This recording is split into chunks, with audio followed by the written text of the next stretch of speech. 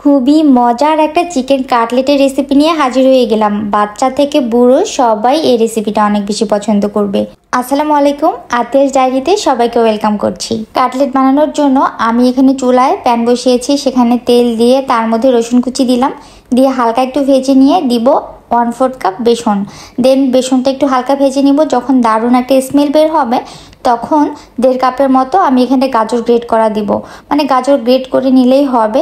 এরপরে এখানে দিয়ে দিচ্ছি পেঁয়াজ কুচি, দেন দিয়ে দেবো কাঁচামরিচ কুচি। এটা আপনাদের ঝাল যেরকম খান তার উপর ডিপেন্ড করে। তারপর আমি ক্যাপসিকাম দিয়ে দিচ্ছি, আপনারা যে কোনো সবজি দিয়ে চাইলেই এটা বানাতে পারবেন। তারপর একটু তেল কম হয়েছিল তাই তেল অ্যাড করলাম, দিয়ে হালকা একটু 1 মিনিটের মতো ভেজে নিব। দেন আমি এখানে দিচ্ছি পাতাকপি কুচি, আমি একদম কুচি করে নিয়েছি, দেখতেই পাচ্ছেন এভাবে। তারপর এটা এখন 1 মিনিটের মতো আমি খুব সুন্দর করে একটু ভেজে নিব। যখন একটু নেতিয়ে যাবে, খুবই সামান্য দেখতে পাচ্ছেন এই ধরনের হবে, ঠিক এই সময় আমি চিকেন কুচি করা দিলাম। এই চিকেন কুচিটা আমি জাস্ট লবণ আর তেল আর সামান্য আদা রসুন দিয়ে পানি দিয়ে সেদ্ধ করে নিয়েছি। তারপর হাত দিয়ে ছাড়িয়ে নিয়ে এখানে দিয়ে দিলাম, বাস এইটুকুই। এটা আসলে ওইভাবে দেখানোই মনে ছিল না আমার।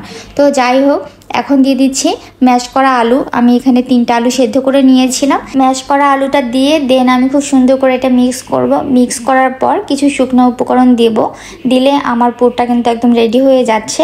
এখানে আমি লবণ দিলাম টেস্ট মতো, আপনারা আপনাদের টেস্ট মতো দিবেন।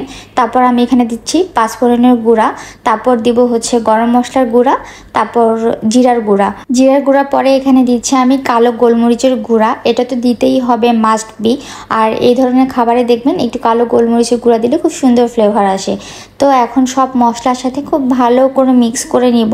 মিক্স করলেই কিন্তু আমার এই পুরটা একদম রেডি হয়ে যাবে। এটাই হলো আসল চিকেন কাটলেটের পুর। বাস একদম রেডি হয়ে গেছে। পুরটা ঠান্ডা হয়ে গেলে এখানে একটা প্লেটের মধ্যে আমি একটা পলি এভাবে কেটে নিয়েছি, নিয়ে তার উপরে এই পুরটা দিচ্ছি, দিয়ে একদম খুব সুন্দর করে বিছিয়ে নিব। আপনারা যে কোনো শেপ দিতে পারেন আপনাদের পছন্দ মতো। আমার মনে হয়েছে এটা একদম ইজি, তাই এইভাবে আমি শেপটা দিচ্ছি। একদম খুব সুন্দর করে সমান করে নেওয়ার পরে তার উপরে আমি আরেকটা পলি দিয়ে দিলাম আমার সুবিধার জন্য। দেন এই চামচটা দিয়েই আমি কাটলেট শেপ দিচ্ছি। আপনারা চাইলে এই পুরটা দিয়ে যে কোনো শেপ দিয়ে বাচ্চাদেরকে দিতে পারেন, বাচ্চারা পছন্দ করবে। এরকম কাটলেট শেপ হোক, ডোনাট শেপ হোক বা চিকেন ফিঙ্গার শেপ হোক, খুবই সুন্দর হয় বাচ্চাদের জন্য আমি মনে করি।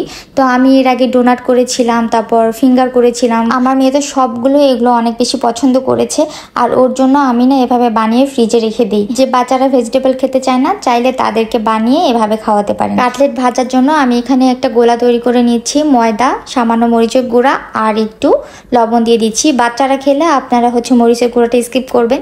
দেন পানি দিয়ে ঠিক এই ধরনের ঠিকই একটা গোলা করতে হবে, দেখতে পাচ্ছেন এরকম, মানে একটু ঘন টাইপের আর কি। তো ফ্রিজ থেকে বের করে নিলাম। এটা আপনারা চাইলে 1 দিন রাখতে পারেন ফ্রিজে, এভাবে রাখলে না ভালো হয়। এখন এই কাটলেট ভেঙে ভেঙে আপনি একটা কৌটাতে 1 মাসের মতো সংরক্ষণ করতে পারবেন।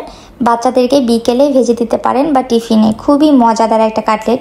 এই তো ব্যাটারের মধ্যে চুবিয়ে দেন ব্রেড ক্রাম করেছিলাম, তার মধ্যে গড়িয়ে এখন আমি তেলে ভেজে নিচ্ছি। আপনার হাতের কাছে যদি ব্রেড ক্রাম না থাকে তাহলে আপনি বিস্কিটের গুঁড়াও ইউজ করতে পারেন। ব্যাস একটু লো আঁচে ভেজে নিলেই হয়ে যাবে একদম পারফেক্ট চিকেন কাটলেট। কেমন লাগলো আমার এই রেসিপি? অবশ্যই খুব সুন্দর একটা সুইট কমেন্ট করে জানাবেন। সবাই ভালো থাকবেন, সুস্থ থাকবেন। আল্লাহ হাফেজ, টাটা।